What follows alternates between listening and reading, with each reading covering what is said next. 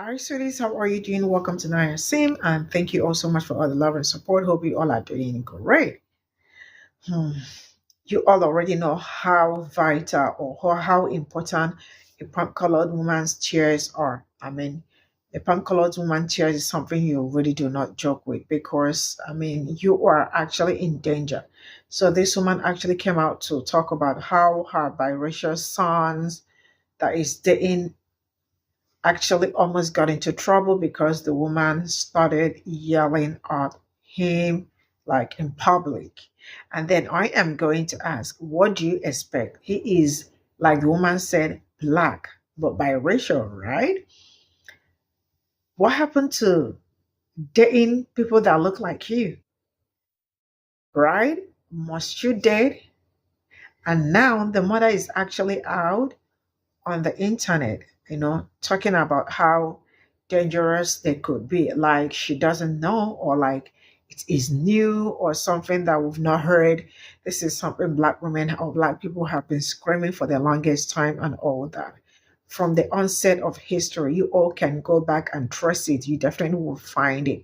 Most of the people that ended up being unalive, some ended up in incarceration, prisons, and all that for something that they did not commit, right?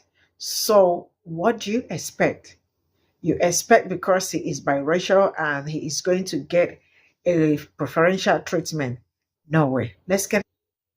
If you are a white woman and you are dating, in love with, married to a black man, I want you to listen up. There are certain things that you need to know.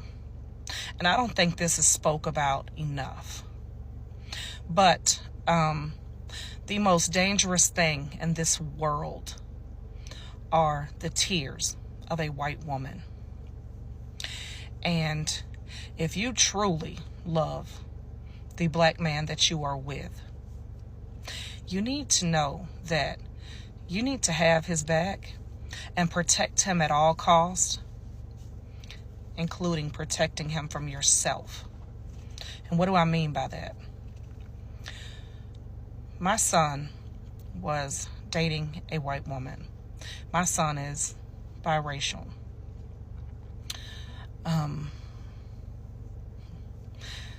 They got into an argument in public, and she started to scream and cry. And my son immediately left the scene. She was outraged. She couldn't believe my son left. My son left because my son knew that if he stayed there and this woman was crying and screaming at him, a black man, there was not going to be any questions asked. He was going to be thrown to the ground. He was going to go to jail. It was not going to be any questions asked because this white woman was crying and screaming about him. Now, I'm sure this female may have been hurt. Her feelings was hurt. She was a little emotional. However, when you are dating a black man and you're a white woman, you need to understand that sometimes your fucking feelings and your emotions have to take a fucking back seat to not cause harm to the person you are dating, that you love, that you are married to. And I'm not telling you that if you are truly in fucking danger, not to get help. But if you're just emotional, you're just pissed off, and you want to scream and hoop and holler, in public is not the time.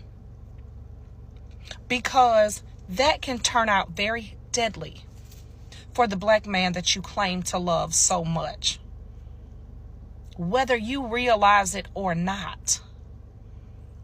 If you were just dating a white man and you were yelling, nobody would really pay any attention to that shit. But when people see a white woman and a black man and you're screaming, all hell will break loose. Because when white women cry, everybody responds. Even if the shit is stupid, even if it's frivolous, even if it's a lie. The most deadliest thing in this world are white women tears. I have said this time and time again, and I learned this very, very early in life. I grew up in the projects. I was raised by two wonderful black women that helped my mother raise me. So I know what I have witnessed, what I have experienced, and I know for a fact of what I speak. I learned very early in life that I could be a voice for my friends and my family because people would listen to me far more than they would listen to them.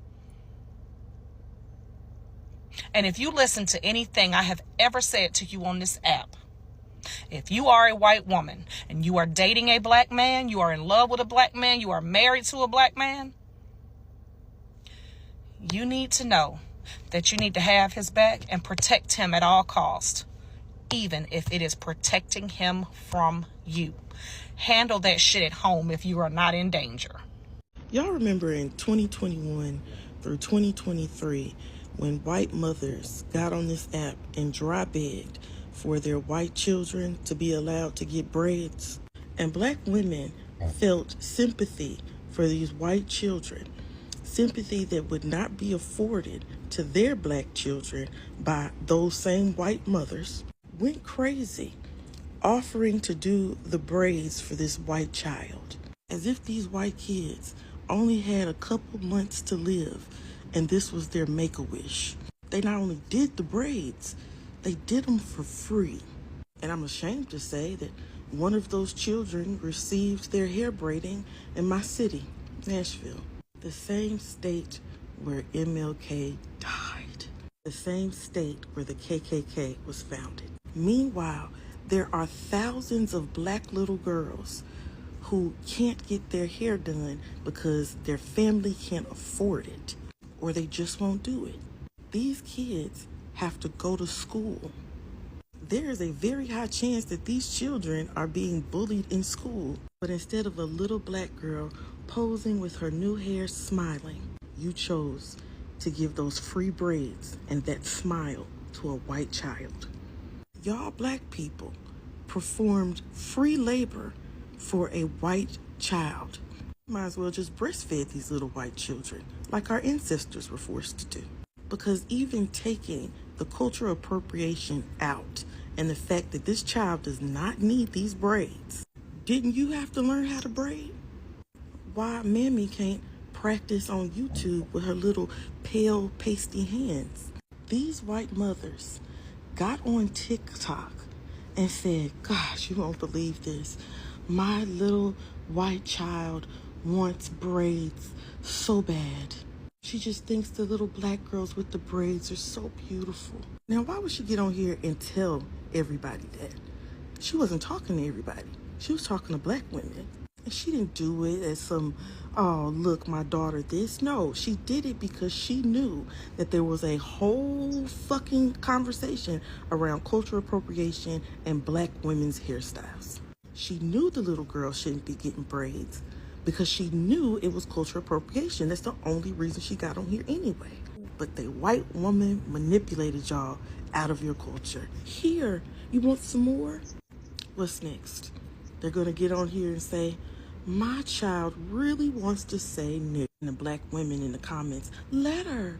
It's okay. She's just a little white girl. She just wants to be like us. Let her say it. As soon as that mama got home from y'all doing her free braids, she said, those are some nice niggas. That little bitch could have got French braids like they've been doing for fun.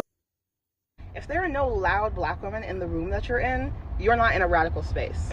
If there are not black women whose presence inherently makes white folks uncomfortable, then your space is not as radical as you think you are. I'm tired of seeing all of these conferences and other things that people are hosting, trying to pretend like their space is this radical space pushing boundaries and doing all of these things, but they don't have any black women there that very clearly would hurt their narratives. They don't have black women that would call out what they're saying. They don't have black women there that will go off if they need to go off.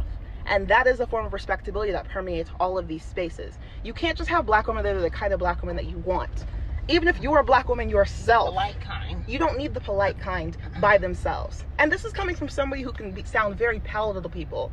So I'm very aware that even my presence is not enough and I need to bring backup. Because if I'm gonna make change, I can't do it and not include my sisters that get left out. And that's something y'all need to check on expeditiously. Amen. Amen. Makes white folks uncomfortable, then your space is not as radical as you think you are. This was such a good take because I adore it and I needed to sleep on it to come back and create this video.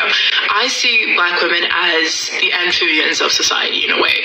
We are these signatory beings that you can tell a lot of times how a space operates based on whether or not you do see Black women in it and a mass amount of Black women, because I think the idea of representation and tokenism has been sold as this way to signify or highlight if a company is good or bad. But in terms of size, if you can see the amount of people being put there and also the roles they tend to be put in, you can tell how a company actually operates based on that. In my mind, I've actually created these level of camps of how you will find the radicalization of Black women. There are 3 in my head that I've kind of quantified, beginning first with the palatable version of a Black woman. And she kind of highlighted that too as, women who are digestible, as women who are very digestible to society.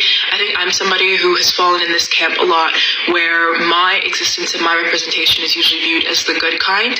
These are the Black women who work within institutions and have to contort their beings and contort their bodies and ideas to fit the spaces so others can feel more comfortable, so that their ideas can be deemed as worthy, so that when they do speak, there's a level of respect that will come from it simply because they have the credibility to do so. And many of these Black women are the ones that you see in the head of society. They're the ones that are put as these signatory faces of, change, of progress. They're used a lot of times to represent and show a level of understanding through companies because they have these women in these spaces. The problem, though, is that these exact Black women are tools a lot of time for such institutions, and their ideas, their dreams, their thoughts are only validated to the extent that their leash will allow them. And because of that, many of them have to sacrifice these very radical backgrounded stances that they had growing up, because in order to buy into that success, in order to gain this level of accessibility, this level of validation from these institutions, they had to give up parts of themselves to be a part of it. Oh, I'm realizing I have no earrings on. Give me one moment. Okay, now the second camp of Black women is the one that's entirely on the other side, and that is the Black women who have already resorted to the fact that they aren't going to get any type of societal validation from the work they do. Many of these women tend to be the loudest in the room because they've given up any falsities and any hopes of getting, respect, ideas, getting any accolades from people who do not understand the stances and the fight that they have. And these are always the Black women who are fighting for causes that tend to never be for them. You're seeing people who helm protests and fights for society, many of them mothers who've had their children taken. They do not have respect for institutions. They do not have that because the institutions have never once respected them, and they are very happy with the fact that they're not going to have to fit in that, and they're okay with that. Third camp, and the one that I'm trying to understand, and I feel like I'm trying to get into, is the one where you can be both in a way, where you can work within these selected institutions, but your existence really is based on the fact that you are as authentic as you are, and you are as loud. The danger, though, with this third one is that if you do not have allies within those institutions, you are falling at the risk of becoming one of the two, where either you are taken in as this token where you must convey the thoughts of the masses, of the institution's ideas, or the other half is that you get ostracized because you are radical, because you have deep thoughts, which is why having really high levels of allyship within whatever workplace you're in, especially if it's one that helms a lot of power, is so important, because you can't make change if you do not have the support systems that you need. They will not allow you to make change if there is not a support system present. And it's interesting the way we have, this is making me think. This gets me to the topic of representation, because representation, which irks me to the core, or even the ideas of representation or the quotas and everything like that, they are made because understanding the amount of people you need in an institution to make you, socially acceptable, but then also still hold a realm of control over the narrative of who you are is a very fine line and a very fine balance that companies have been using and have been utilizing to control a lot of our ideas and to control a lot of the people in there. Yeah, that take, like, I'm still thinking about how this sits with me so much as someone who's trying, like, as someone who realizes the higher up I go, the less of me I see. The higher up I go, the less of me I see. It grinds my gears. It just grinds my gears because a lot of the issues that many people work on, Black women have the most relevant background to fix them and solve them because they faced a lot of these things head on.